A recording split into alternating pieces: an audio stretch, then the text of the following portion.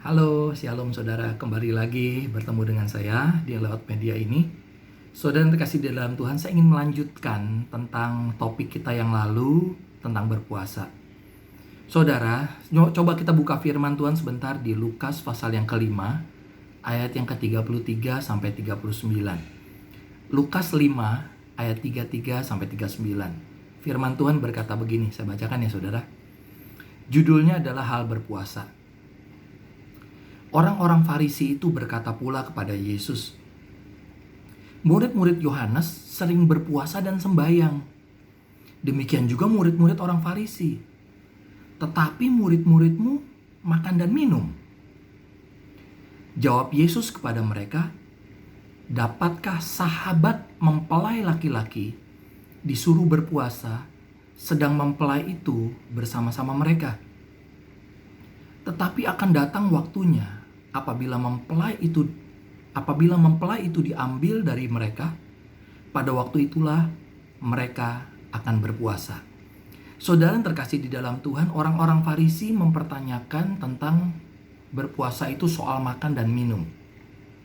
Di bagian yang lalu saya sudah menjelaskan kepada saudara, sebetulnya esensi dalam berpuasa bukan soal makan dan minum, tapi bagaimana kepentingan kita ini dinomor duakan dan kepentingan orang lain itu yang menjadi prioritas utama kita, gitu, dalam kita berhubungan dengan Tuhan.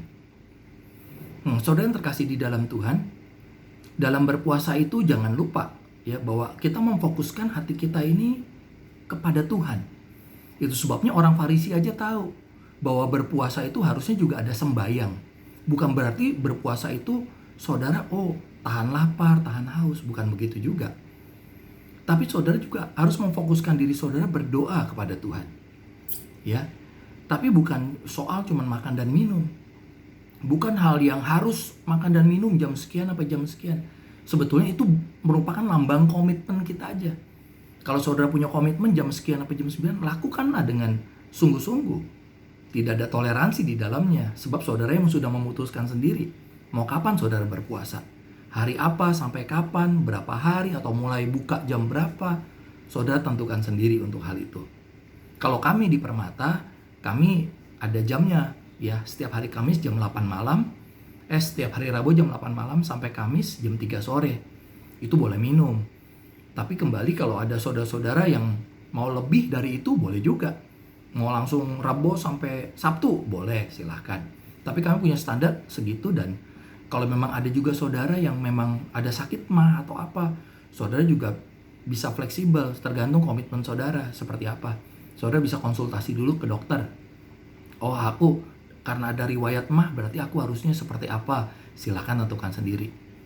Kalau anak-anak kecil misalnya, anak kecil atau remaja atau masih dalam tahap pertumbuhan, saudara bisa ngambil puasa itu boleh makan tapi tidak berlebihan. Kan kadang anak-anak muda-muda itu kalau makan saya pernah lihat, 2 piring besar gitu. Bisa juga modelnya berpuasanya adalah mengurangi makanan supaya tidak makan berlebih. Secukupnya aja misalnya gitu. Atau enggak saudara punya kegemaran, misalnya kesukaan hobi main game, bisa sehari bisa 6 jam, 7 jam. Saudara kurangi, misalnya sehari itu saudara ya udahlah main game sejam aja cukup misalnya gitu. Atau saudara biasa nonton film, televisi, atau enggak drama Korea, kesukaan saudara mulai kurangi. Nah, itu juga bisa dinamakan seperti berpuasa.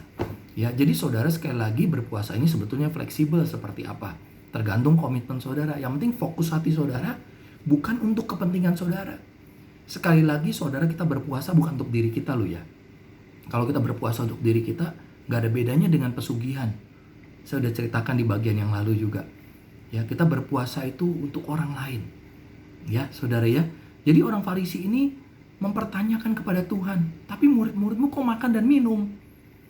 Saudara tahu, sebetulnya berpuasa itu adalah apa ya? Kita sendiri nih jadi ngerti bahwa kita ini partnernya Tuhan. Itu sebabnya di ayat yang tadi ya, di Lukas 5 ayat yang 34 Tuhan ngomong begini.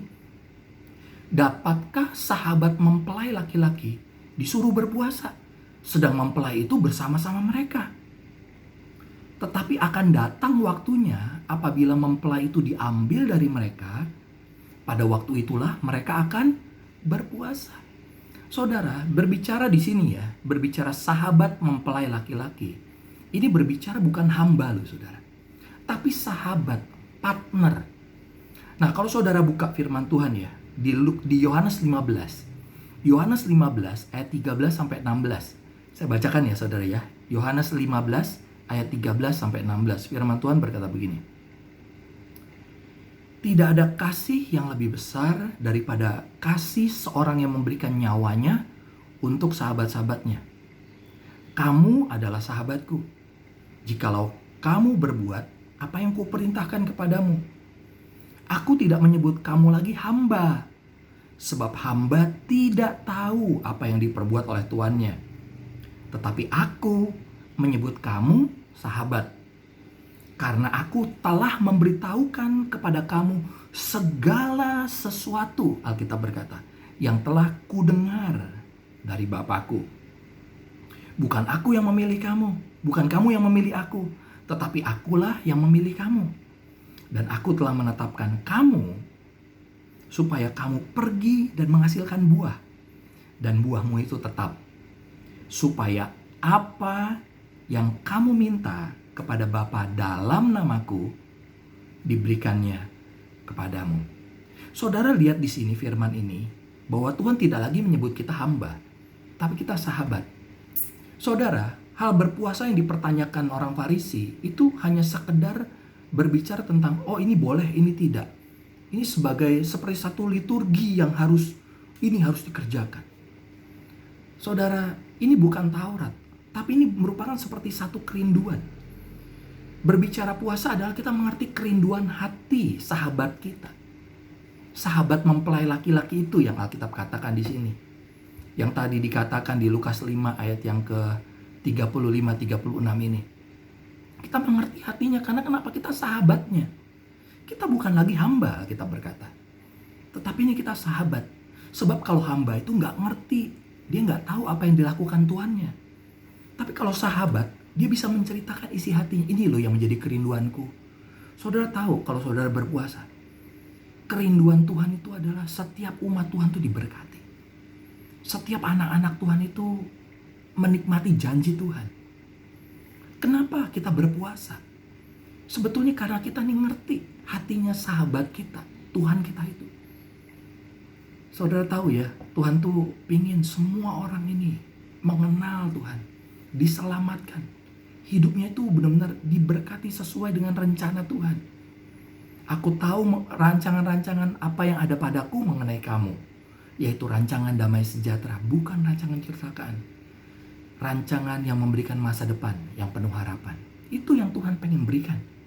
Tapi banyak orang belum mendapatkan rencana yang sudah Tuhan janjikan itu, masa depan yang penuh harapan. Itu sebabnya kita sebagai sahabatnya Tuhan, partnernya Tuhan, mengambil bagian berpuasa. Ngerti ya saudara sampai sini ya? Jadi saya sengaja bagi dua bagian ini supaya saudara bisa semakin paham tentang arti berpuasa ini.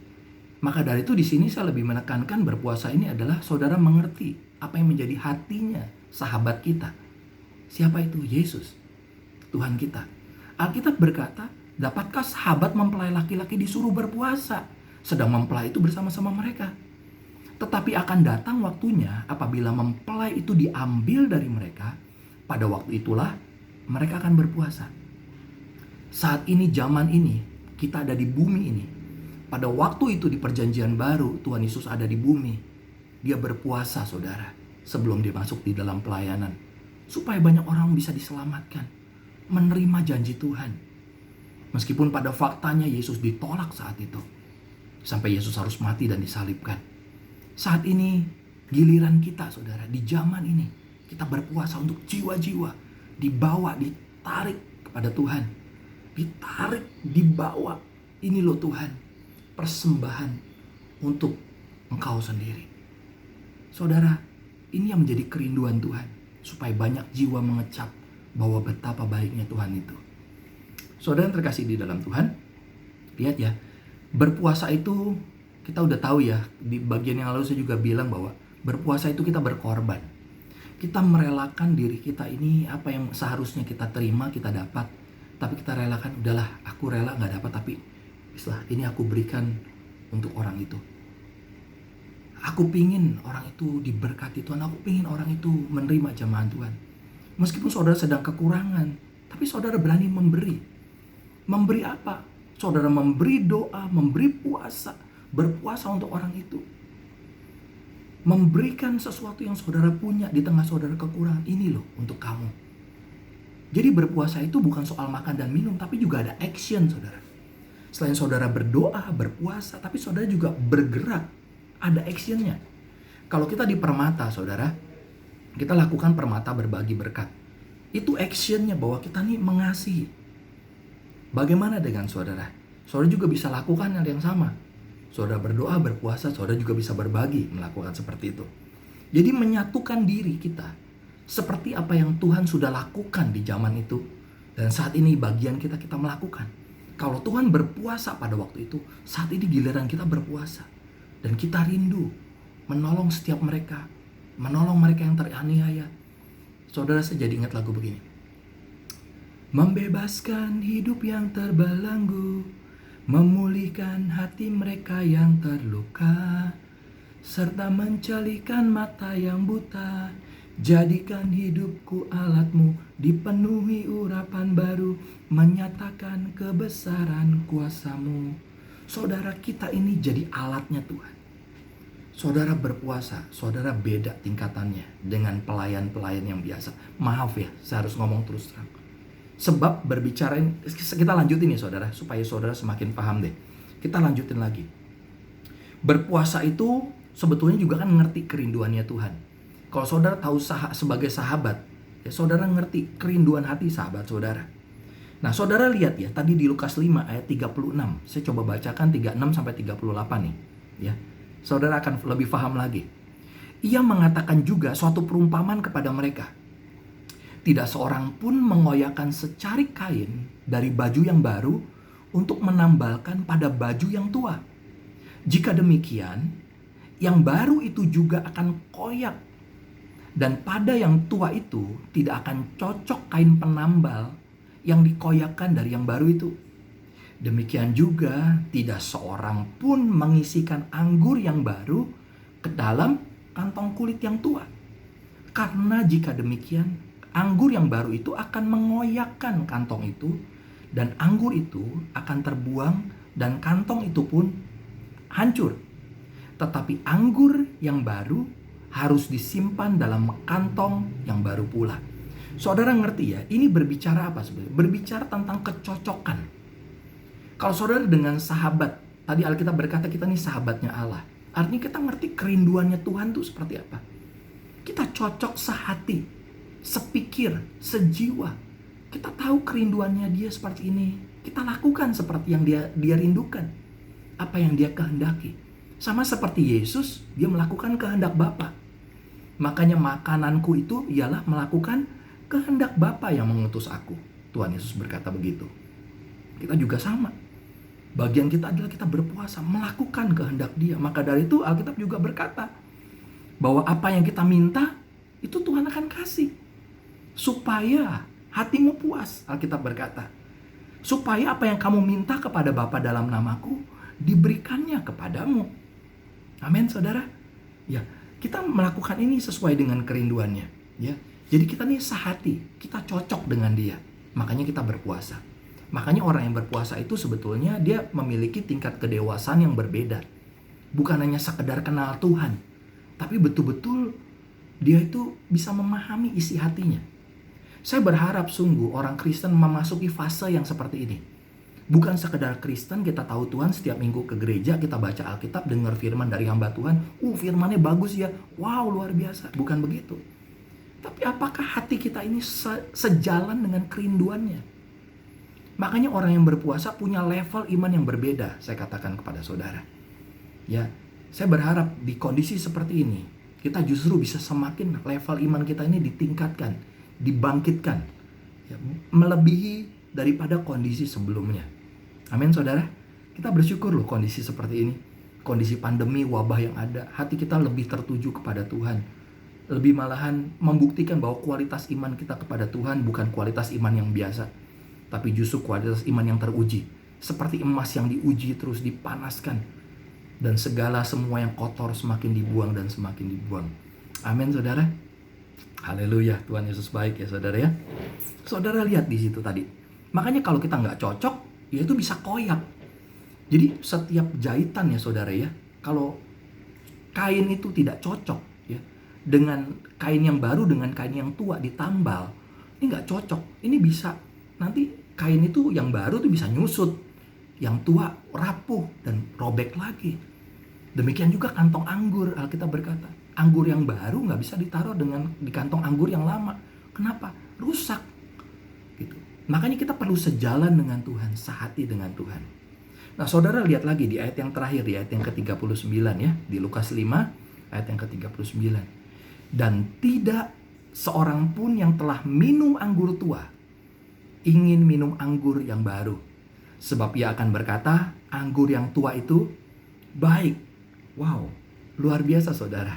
Ya, saudara berbicara anggur tua, ini sebetulnya berbicara tentang kedewasaan. Tadi saya sudah katakan, ini berbicara level iman, saudara. Saudara kalau udah pernah minum anggur yang tua, anggur yang baru tuh nggak enak, saudara. Saudara kalau semakin hidup lebih dekat, lebih intim dengan Tuhan, saudara semakin dekat dengan Dia, semakin indah, semakin indah, semakin indah dengan Tuhan, saudara. Itu sebabnya berbicara kematangan sebenarnya anggur tua itu. Orang yang matang, dia tidak melihat dirinya sendiri yang lebih utama. Orang yang matang, dia akan melihat dirinya sendiri sebagai orang yang rela berkorban demi orang lain. Itu menunjukkan orang yang dewasa. Amin, saudara. Makanya kita sebagai anggur tua, Alkitab berkata, kita berkorban untuk orang lain, bukan untuk diri sendiri. Oh, luar biasa firman ini. Saudara diberkati nggak sampai sini? Ya, saya berharap firman ini bisa membekali setiap kita. Sekali lagi, Tuhan sangat rindu kita ini sehati dengan Dia.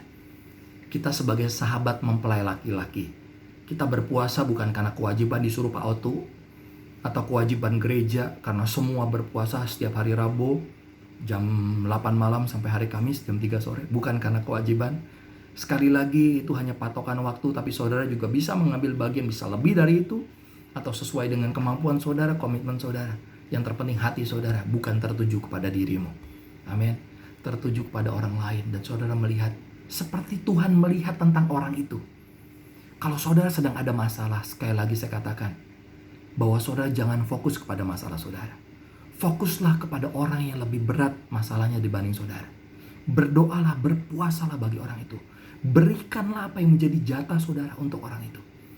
Ini yang dinamakan berpuasa. Saudara, kita anggur tua, bukan anggur muda.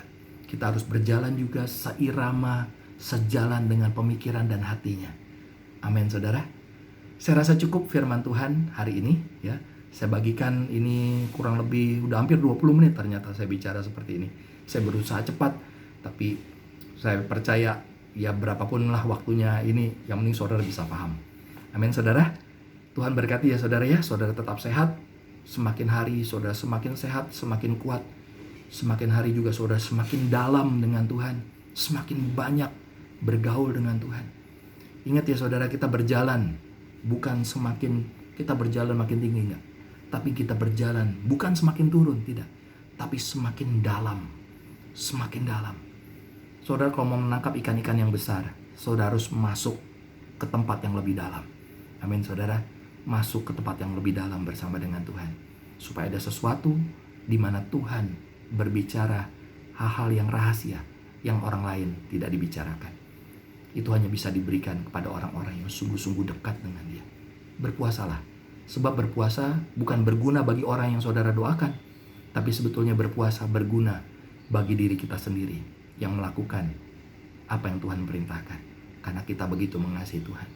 Dan firman Tuhan berkata, kita yang berpuasa dan kita berdoa, doa kita pasti dijawab Tuhan. Amin, saudara. Oke, sekian. Tuhan Yesus memberkati.